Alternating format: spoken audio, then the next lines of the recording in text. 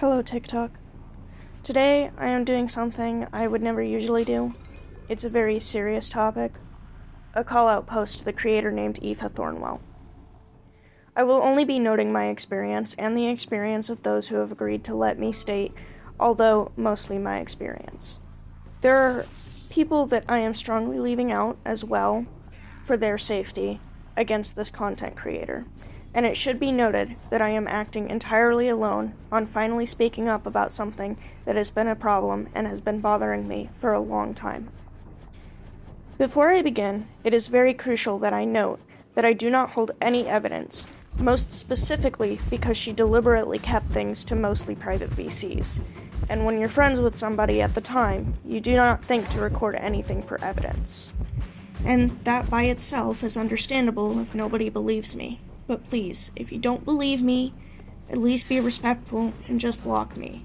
I did not really want to do this to cause drama, but mostly because I am concerned for the minors involved with this woman. And before all else, before I go fully in depth regarding my experience, I want to call out her content first and foremost, as that is the most dangerous part about her. Her content originally started as an Itha cosplay and roleplay account. In fact, that used to be her name. She draws in a lot of children into her content while also marketing it as strictly 18+. To clarify, her content feels very marketed towards children, despite the 18+ content warning. Despite this, she does not make any effort to ban or remove minors from her adult content. She's in her mid-30s and very well knows that there are minors in her Discord server, which she not only promptly states is 18+, but also allows minors into her VC and talks about adult contents of her stories in front of them. This part of which I had only heard long after I was banned, but very much believe because the entire time I was in her server, I was constantly reminding her that there were minors in calls and to remove them should we start talking about anything adult content. There were times that I had to tell some of the adults that the people that they were joke flirting with were in fact minors. They did not even know until I told them. She very much encouraged people of all ages to flirt with each other as a joke, though she very much avoided flirting with minors herself, up until around the time I was about to get banned anyway.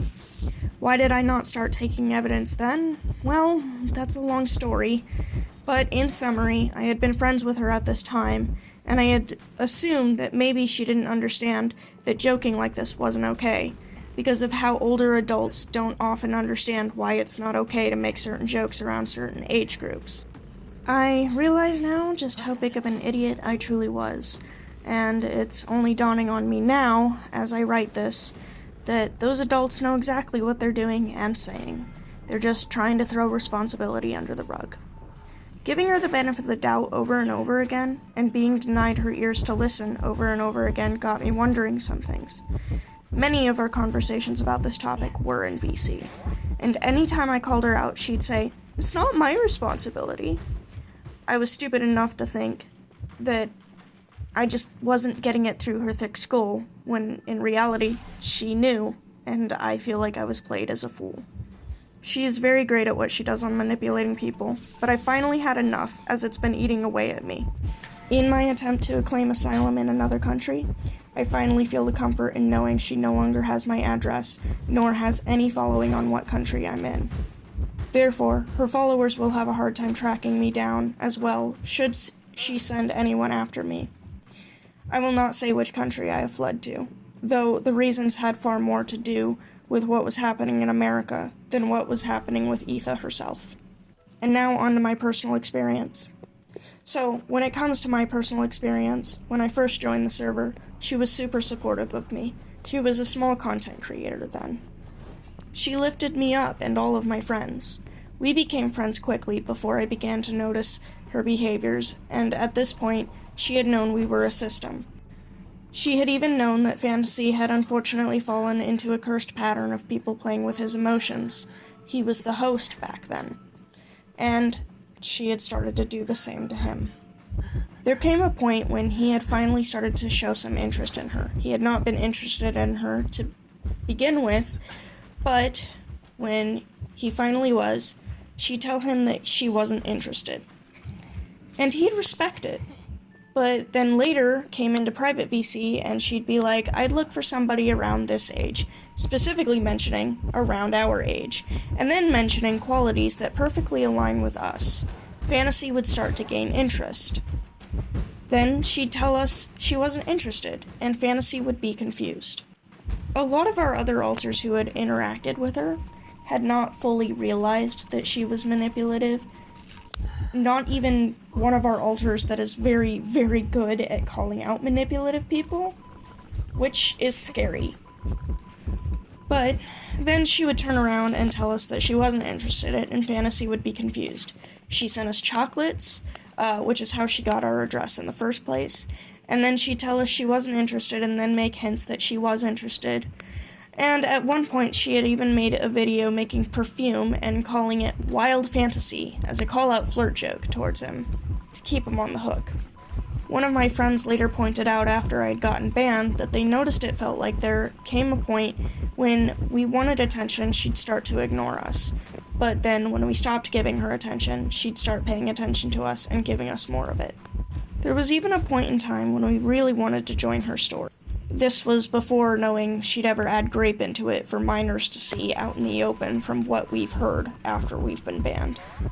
And we were going to play the part of the most straightforward character we could, Raphael. We mostly chose Raphael because he was like, the one that we could grasp the most. He was the easiest concept.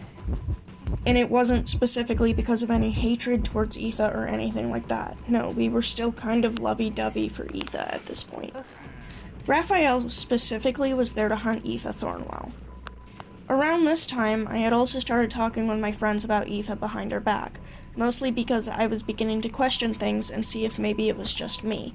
Many of my friends pointed out the same fears I had, that Itha had changed. Now that I'm role-playing this character, Itha encourages me in private VC to call her character out and threaten her and stuff in roleplay. I did exactly what she said, and she didn't respond. She didn't respond. She left me out to dry, and I realized in that moment that I looked like a jerk. I was confused and played it off as her being busy. There even came a point when we were in a group VC, and she turned one of our friends on us. We couldn't figure out why he was being so snappy with us, and we were certain that Itha had said something to him. We just couldn't shake the feeling. We'd been easily manipulated by our own father, and now we were falling to the same manipulations that she was placing on us. She called us out, asking if we had a crush on her, and at this time, we had paused. There was a silence in VC, and then we said no.